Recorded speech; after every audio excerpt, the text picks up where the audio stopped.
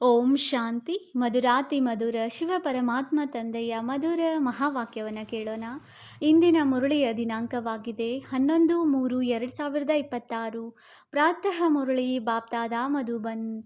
ಮಧುರ ಮಕ್ಕಳೇ, ನೆನಪಿನ ಯಾತ್ರೆಯಲ್ಲಿ ರೇಸ್ ಮಾಡಿ, ಆಗ ಪುಣ್ಯಾತ್ಮರಾಗಿ ಬಿಡುತ್ತೀರಿ. ಸ್ವರ್ಗದ ರಾಜ್ಯ ಭಾಗ್ಯ ಸಿಗುವುದು. ಪ್ರಶ್ನೆಯಾಗಿದೆ, ಬ್ರಾಹ್ಮಣ ಜೀವನದಲ್ಲಿ ಒಂದು ವೇಳೆ ಅತೀಂದ್ರಿಯ ಸುಖದ ಅನುಭವವಾಗದಿದ್ದರೆ ಏನೆಂದು ತಿಳಿದುಕೊಳ್ಳಬೇಕು?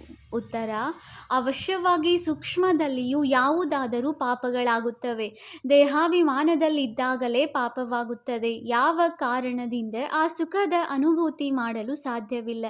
ತಮ್ಮನ್ನು ಗೋಪ ಗೋಪಿಕೆಯರೆಂದು ತಿಳಿದುಕೊಂಡಿದ್ದರೂ ಅತೀಂದ್ರಿಯ ಸುಖವು ಭಾಸವಾಗುವುದಿಲ್ಲವೆಂದರೆ ಅವಶ್ಯವಾಗಿ ಯಾವುದೋ ತಪ್ಪುಗಳು ಆಗುತ್ತಿವೆ. ಆದ್ದರಿಂದ ತಂದೆಗೆ ಸತ್ಯವನ್ನು ತಿಳಿಸಿ ಶ್ರೀಮತವನ್ನು ತೆಗೆದುಕೊಳ್ಳುತ್ತಾ ಇರಿ. ಓಂ ಶಾಂತಿ. ನಿರಾಕಾರ ಭಗವಾನ್ ವಾಚ್. ಈಗ ನಿರಾಕಾರ ಭಗವಂತನೆಂದು ಶಿವನಿಗೆ ಹೇಳಲಾಗುತ್ತದೆ. ಬಲೆ, ಭಕ್ತಿ ಮಾರ್ಗದಲ್ಲಿ ಅವರಿಗೆ ಎಷ್ಟಾದರೂ ಹೆಸರುಗಳನ್ನು ಇಟ್ಟಿರಬಹುದು. ಅನೇಕ ಹೆಸರುಗಳು ಇವೆ. ಆದ್ದರಿಂದಲೇ ವಿಸ್ತಾರವಿದೆ. ಸ್ವಯಂ ತಂದೆಯೇ ಬಂದು ತಿಳಿಸುತ್ತಾರೆ, ಹೇ ಮಕ್ಕಳೇ, ನೀವು ತಮ್ಮ ತಂದೆಯಾದ ಶಿವನನ್ನು ಹೇ ಪತಿತ ಪಾವನ ಎಂದು ನೆನಪು ಮಾಡುತ್ತಾ ಬಂದಿದ್ದೀರಿ. ಹೆಸರಂತೂ ಅವಶ್ಯವಾಗಿ ಒಂದೇ ಇರುವುದು. ಅನೇಕ ಹೆಸರುಗಳು ನಡೆಯಲು ಸಾಧ್ಯವಿಲ್ಲ. ಶಿವಾಯ ನಮಃ ಎಂದು ಹೇಳುತ್ತಾರೆ. ಅಂದ ಮೇಲೆ ಶಿವ ಎಂಬುವುದೊಂದೇ ಹೆಸರಾಯಿತು. ರಚಯಿತನು ಒಬ್ಬರೇ ಆದರೂ ಅನೇಕ ಹೆಸರುಗಳಿಂದ ತಬ್ಬಿಬ್ಬಾಗುವರು. ಹೇಗೆ ನಿಮ್ಮ ಹೆಸರಾಗಿದೆ ಪುಷ್ಪ, ಅದಕ್ಕೆ ಬದಲಾಗಿ ನಿಮಗೆ ಶೀಲಾ ಎಂದು ಹೇಳಿದರೆ ನೀವು ಪ್ರತ್ಯುತ್ತರ ನೀಡುವಿರಾ? ಇಲ್ಲ. ಮತ್ಯಾರನ್ನೋ ಕರೆಯುತ್ತಿದ್ದಾರೆಂದು ತಿಳಿಯುತ್ತಾರೆ. ಇದು ಸಹ ಅದೇ ರೀತಿಯಾಯಿತು. ತಂದೆಯ ಹೆಸರು ಒಂದೇ ಆಗಿದೆ. ಆದರೆ ಭಕ್ತಿ ಮಾರ್ಗವಿರುವ ಕಾರಣ, ಬಹಳ ಮಂದಿರಗಳನ್ನು ಕಟ್ಟಿಸುವ ಕಾರಣ ಭಿನ್ನ ಭಿನ್ನ ಹೆಸರುಗಳನ್ನು ಇಟ್ಟಿದ್ದಾರೆ. ಇಲ್ಲವಾದರೆ ಪ್ರತಿಯೊಬ್ಬರಿಗೂ ಒಂದೇ ಹೆಸರು ಇರುತ್ತದೆ. ಗಂಗಾ ನದಿಗೆ ಜಮುನಾ ನದಿ ಎಂದು ಹೇಳುವುದಿಲ್ಲ. ಯಾವುದೇ ವಸ್ತುವಿಗೆ ಒಂದೇ ಹೆಸರು ಪ್ರಸಿದ್ಧವಾಗುತ್ತದೆ. ಈ ಶಿವ ಎಂಬ ಹೆಸರು ಪ್ರಸಿದ್ಧವಾಗಿದೆ. ಶಿವಾಯ ನಮಃ ಎಂದು ಗಾಯನವಿದೆ. ಬ್ರಹ್ಮ ದೇವತಾಯ ನಮಃ ಎಂದು ಗಾಯನವಿದೆ. ವಿಷ್ಣು ದೇವತಾಯ ನಮಃ ಎಂದು ಹೇಳಿ ನಂತರ ಶಿವ ಪರಮಾತ್ಮಾಯ ನಮಃ ಎಂದು ಹೇಳುತ್ತಾರೆ. ಏಕೆಂದರೆ ಶಿವನು ಸರ್ವಶ್ರೇಷ್ಠನಾಗಿದ್ದಾರೆ. ಸರ್ವಶ್ರೇಷ್ಠನೆಂದು ನಿರಾಕಾರನಿಗೆ ಹೇಳುತ್ತೇವೆಂದು ಮನುಷ್ಯರ ಬುದ್ಧಿಯಲ್ಲಿರುತ್ತದೆ. ಅವರ ಹೆಸರು ಒಂದೇ ಆಗಿದೆ. ಬ್ರಹ್ಮನಿಗೆ ಬ್ರಹ್ಮನೆಂದು, ವಿಷ್ಣುವಿಗೆ ವಿಷ್ಣುವೆಂದೇ ಹೇಳುತ್ತಾರೆ. ಅನೇಕ ಹೆಸರುಗಳನ್ನು ಇಟ್ಟಿರುವುದರಿಂದ ತಬ್ಬಿಬ್ಬಾಗುತ್ತಾರೆ. ಪ್ರತ್ಯುತ್ತರವೇ ಸಿಗುವುದಿಲ್ಲ ಮತ್ತು ಅವರ ರೂಪವನ್ನು ತಿಳಿದುಕೊಂಡಿಲ್ಲ. ತಂದೆಯು ಬಂದು ಮಕ್ಕಳೊಂದಿಗೆ ಮಾತನಾಡುತ್ತಾರೆ. ಶಿವಾಯ ನಮಃ ಎಂದು ಹೇಳುತ್ತಾರೆ. ಅಂದಾಗ ಒಂದು ಹೆಸರು ಸರಿಯಾಗಿದೆ. ಆದರೆ ಶಿವಶಂಕರನೆಂದು ಹೇಳುವುದು ಸಹ ತಪ್ಪಾಗಿ ಬಿಡುತ್ತದೆ. ಶಿವ ಶಂಕರ ಹೆಸರು ಬೇರೆ ಬೇರೆಯಾಗಿದೆ. ಅಲ್ಲಿ ನಾರಾಯಣನಿಗೆ ಲಕ್ಷ್ಮೀನಾರಾಯಣ ಎಂದು ಹೇಳುವುದಿಲ್ಲ. ಇತ್ತೀಚೆಗಂತೂ ತಮಗೆ ಎರಡೆರಡು ಹೆಸರುಗಳನ್ನು ಇಟ್ಟುಕೊಳ್ಳುತ್ತಾರೆ. ದೇವತೆಗಳಿಗೆ ಈ ರೀತಿ ಡಬಲ್ ಹೆಸರುಗಳು ಇರಲಿಲ್ಲ. ರಾಧೆಯದೇ ಬೇರೆ, ಕೃಷ್ಣನದೇ ಬೇರೆ. ಇಲ್ಲಂತೂ ಒಬ್ಬೊಬ್ಬರಿಗೆ ರಾಧಾಕೃಷ್ಣ, ಲಕ್ಷ್ಮೀನಾರಾಯಣ ಎಂದು ಇಟ್ಟುಕೊಳ್ಳುತ್ತಾರೆ. ತಂದೆಯು ತಿಳಿಸುತ್ತಾರೆ, ರಚಯಿತನು ಒಬ್ಬರೇ ಆಗಿದ್ದಾರೆ. ಅವರ ಹೆಸರು ಒಂದೇ ಆಗಿದೆ. ಅವರನ್ನೇ ಅರಿತುಕೊಳ್ಳಬೇಕಾಗಿದೆ. ಆತ್ಮವು ಒಂದು ನಕ್ಷತ್ರ ಮಾದರಿಯಾಗಿದೆ. ಭ್ರುಕುಟಿಯ ಮಧ್ಯದಲ್ಲಿ ಹೊಳೆಯುತ್ತದೆ ಎಂದು ಹೇಳುತ್ತಾರೆ. ಮತ್ತೆ ಆತ್ಮವೇ ಪರಮಾತ್ಮನೆಂದು ಹೇಳಿಬಿಡುತ್ತಾರೆ. ಅಂದಾಗ ಪರಮಾತ್ಮನು ಸಹ ನಕ್ಷತ್ರವಾದರಲ್ಲವೇ? ಆತ್ಮವು ಚಿಕ್ಕದು ದೊಡ್ಡದಾಗಿರುತ್ತದೆ ಎಂದಲ್ಲ.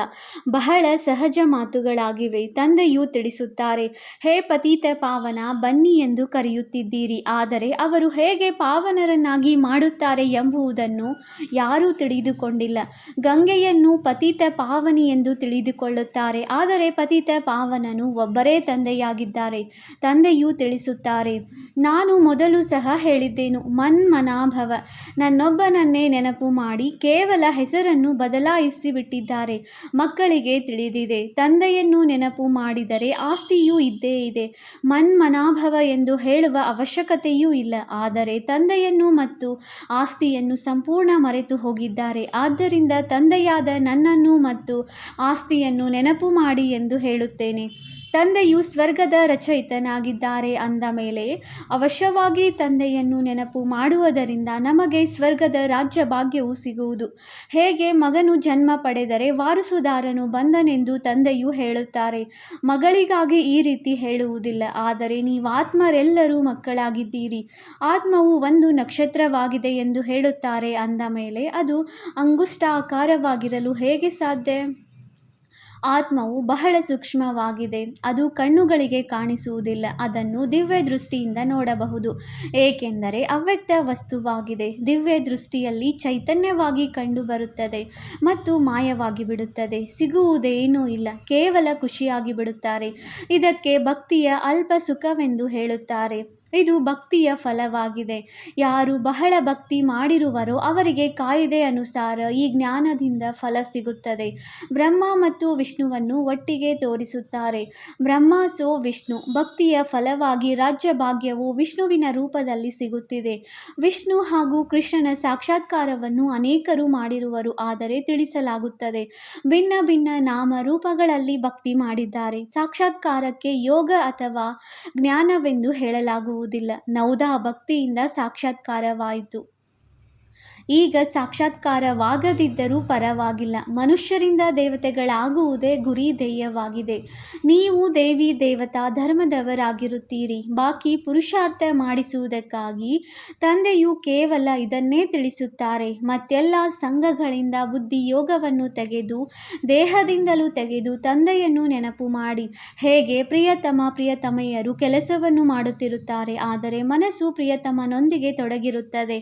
ತಂದೆಯೂ ಸಹ ಹೇಳುತ್ತಾರೆ, ಮಕ್ಕಳೇ, ನನ್ನೊಬ್ಬನನ್ನೇ ನೆನಪು ಮಾಡಿ ಎಂದು. ಆದರೂ ಸಹ ಬುದ್ಧಿಯು ಬೇರೆ ಬೇರೆಯ ಕಡೆ ಓಡುತ್ತದೆ. ನೀವೀಗ ತಿಳಿದುಕೊಂಡಿದ್ದೀರಿ. ನಾವು ಇಳಿಯುವುದರಲ್ಲಿ ಒಂದು ಕಲ್ಪವು ಹಿಡಿಸಿತು. ಸತ್ಯಯುಗದಿಂದ ಹಿಡಿದು ಏಣಿಯನ್ನು ಇಳಿಯುತ್ತೇವೆ. ಸ್ವಲ್ಪ ಸ್ವಲ್ಪವೇ ತುಕ್ಕು ಬೀಳುತ್ತಿರುತ್ತದೆ. ಸತೋದಿಂದ ತಮೋ ಆಗಿಬಿಡುತ್ತೀರಿ. ಪುನಃ ಈಗ ತಮೋದಿಂದ ಸತೋ ಆಗುವುದಕ್ಕಾಗಿ ತಂದೆಯು ಜಂಪ್ ಮಾಡಿಸುತ್ತಾರೆ. ಸೆಕೆಂಡಿನಲ್ಲಿ ತಮೋ ಪ್ರಧಾನರಿಂದ ಸತೋ ಪ್ರಧಾನರಾಗಿ ಬಿಡುತ್ತೀರಿ. ಅಂದಾಗ ಮಧುರಾತಿ ಮಧುರ ಮಕ್ಕಳು ಪುರುಷಾರ್ಥ ಮಾಡಬೇಕಾಗಿದೆ. ತಂದೆಯಂತೂ ಶಿಕ್ಷಣವನ್ನು ಕೊಡುತ್ತಲೇ ಇರುತ್ತಾರೆ. ಒಳ್ಳೊಳ್ಳೆಯ ಬುದ್ಧಿವಂತ ಮಕ್ಕಳು ಸಹ ಇದನ್ನು ಅನುಭವ ಮಾಡುತ್ತಾರೆ. ಖಂಡಿತವಾಗಿಯೂ ಬಹಳ ಪರಿಶ್ರಮವಿದೆ. ಕೆಲವರು ತಿಳಿಸುತ್ತಾರೆ, ಕೆಲವರು ತಿಳಿಸುವುದೇ ಇಲ್ಲ. ತಮ್ಮ ಸ್ಥಿತಿಯ ಬಗ್ಗೆ ತಿಳಿಸಬೇಕು. ತಂದೆಯನ್ನು ನೆನಪೇ ಮಾಡದಿದ್ದರೆ ಆಸ್ತಿಯು ಹೇಗೆ ಸಿಗುವುದು? ಸರಿಯಾಗಿ ನೆನಪು ಮಾಡುವುದಿಲ್ಲ. ನಾವಂತೂ ಶಿವ ತಂದೆಯ ಮಕ್ಕಳು ಆಗಿಯೇ ಇದ್ದೇವೆ ಎಂದು ತಿಳಿದುಕೊಳ್ಳುತ್ತಾರೆ. ನೆನಪು ಮಾಡದೇ ಇರುವುದರಿಂದ ಬಿದ್ದು ಹೋಗುತ್ತಾರೆ. ತಂದೆಯನ್ನು ನಿರಂತರ ನೆನಪು ಮಾಡಿದರೆ ತುಕ್ಕು ಬಿಡುತ್ತದೆ. ಆದ್ದರಿಂದ ಗಮನ ಕೊಡಬೇಕಾಗುತ್ತದೆ. ಎಲ್ಲಿಯವರೆಗೆ ಈ ಶರೀರವಿದೆಯೋ ಅಲ್ಲಿಯವರೆಗೆ ಪುರುಷಾರ್ಥವು ನಡೆಯುತ್ತಾ ಇರುವುದು. ಬುದ್ಧಿಯೂ ಸಹ ಹೇಳುತ್ತದೆ, ಪದೇ ಪದೇ ನೆನಪು ಮರೆತು ಹೋಗುತ್ತದೆ. ಈ ಯೋಗ ಬಲದಿಂದ ನೀವು ರಾಜ್ಯ ಭಾಗ್ಯವನ್ನು ಪ್ರಾಪ್ತಿ ಮಾಡಿಕೊಳ್ಳುತ್ತೀರಿ. ಎಲ್ಲರೂ ಒಂದೇ ತರಹ ಓಟವನ್ನು ಓಡುವುದಿಲ್ಲ. ಇದು ನಿಯಮವಿಲ್ಲ. ಸ್ಪರ್ಧೆಯಲ್ಲಿಯೂ ಸಹ ಸ್ವಲ್ಪವಾದರೂ ಅಂತರವಾಗುತ್ತದೆ. ನಂಬರ್ 1 ಮತ್ತೆ ಪ್ಲಸ್ನಲ್ಲಿ ಬಂದು ಬಿಡುತ್ತಾರೆ. ಇಲ್ಲಿಯೂ ಸಹ ಮಕ್ಕಳದು ಸ್ಪರ್ಧೆಯಾಗಿದೆ. ನೆನಪು ಮಾಡುವುದು ಮುಖ್ಯ ಮಾತಾಗಿದೆ. ನಾವು ಪಾಪಾತ್ಮರಿಂದ ಪುಣ್ಯಾತ್ಮರಾಗುತ್ತೇವೆ ಎಂಬುದನ್ನಂತೂ ತಿಳಿದುಕೊಳ್ಳುತ್ತೀರಿ. ತಂದೆಯು ಆದೇಶ ನೀಡಿದ್ದಾರೆ, ಈಗ ಪಾಪ ಮಾಡಿದರೆ ಅದು 100ರಷ್ಟಾಗುವುದು.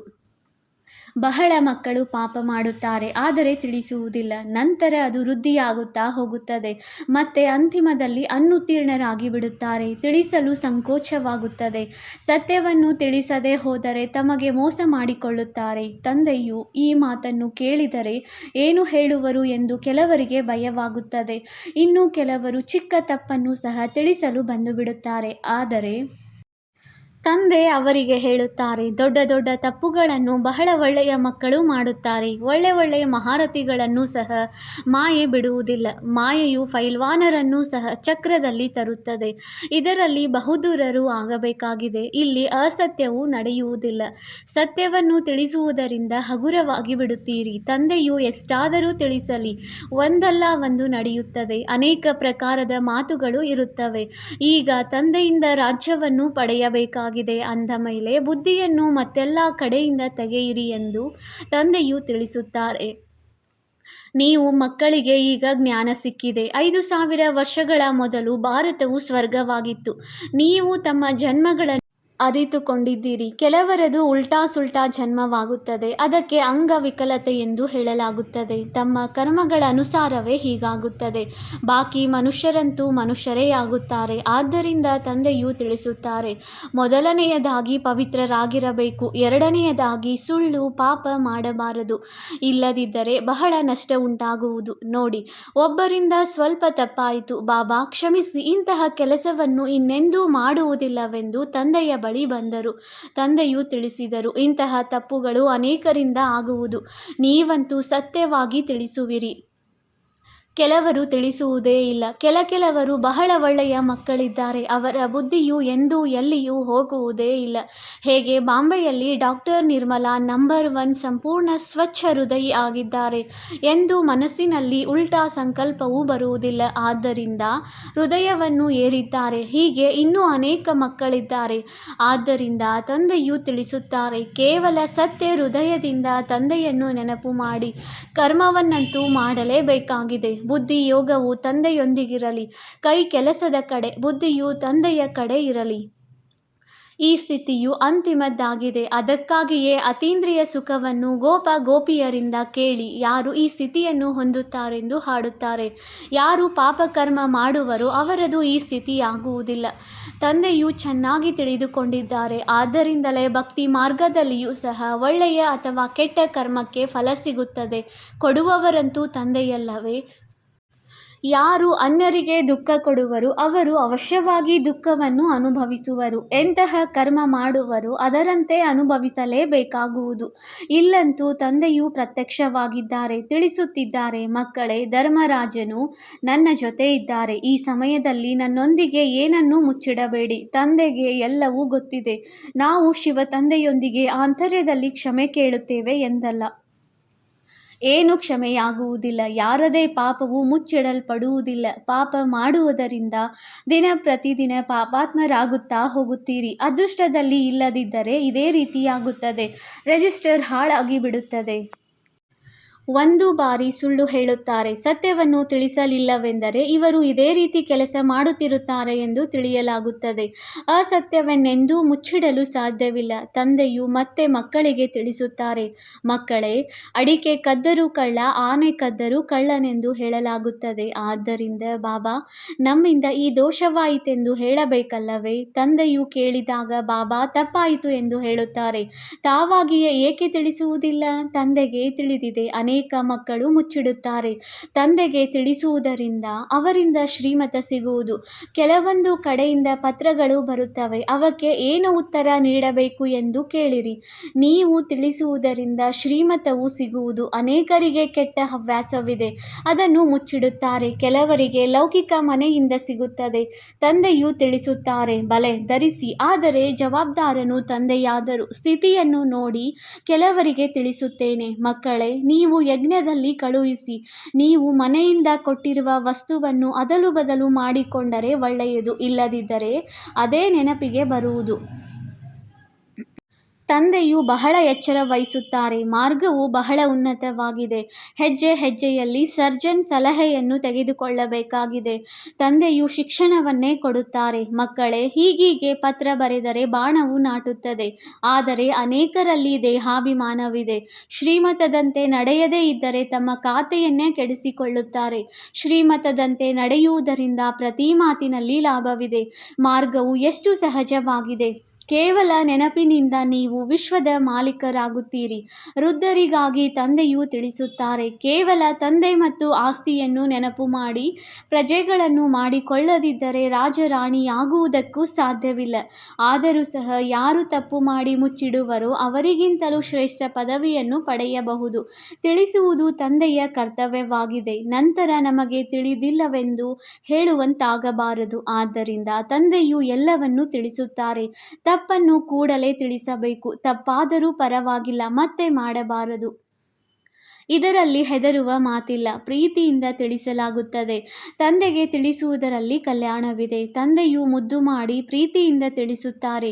ಇಲ್ಲದಿದ್ದರೆ ಒಮ್ಮೆಲೆ ಹೃದಯದಿಂದ ಬಿದ್ದು ಹೋಗುತ್ತಾರೆ. ಇವರ ಹೃದಯದಿಂದ ಬಿದ್ದರೆ ಶಿವ ತಂದೆ ಹೃದಯದಿಂದಲೂ ಬಿದ್ದರು. ನಾವು ಡೈರೆಕ್ಟ್ ಶಿವ ತಂದೆಯಿಂದ ತೆಗೆದುಕೊಳ್ಳುತ್ತೇವೆ ಎಂದಲ್ಲ, ಏನೂ ಸಾಧ್ಯವಿಲ್ಲ. ತಂದೆಯನ್ನು ನೆನಪು ಮಾಡಿ ಎಂದು ಎಷ್ಟು ತಿಳಿಸಿದರೆ ಅಷ್ಟು ಬುದ್ಧಿಯು ಇನ್ನೂ ಹೊರಗಡೆ ಅಲಿಯುತ್ತಿರುತ್ತದೆ. ಇವೆಲ್ಲ ಮಾತುಗಳನ್ನು ಡೈರೆಕ್ಟ್ ತಂದೆಯು ತಿಳಿಸುತ್ತಾರೆ. ನಂತರದಲ್ಲಿ ಇದರ ಶಾಸ್ತ್ರಗಳಾಗುತ್ತವೆ. ಇದರಲ್ಲಿ ಗೀತೆಯೇ ಸರ್ವೋತ್ತಮ ಶಾಸ್ತ್ರವಾಗಿದೆ. ಸರ್ವಶಾಸ್ತ್ರಮಯಿ ಶಿರೋಮಣಿ ಗೀತೆ ಎಂದು ಗಾಯನವಿದೆ.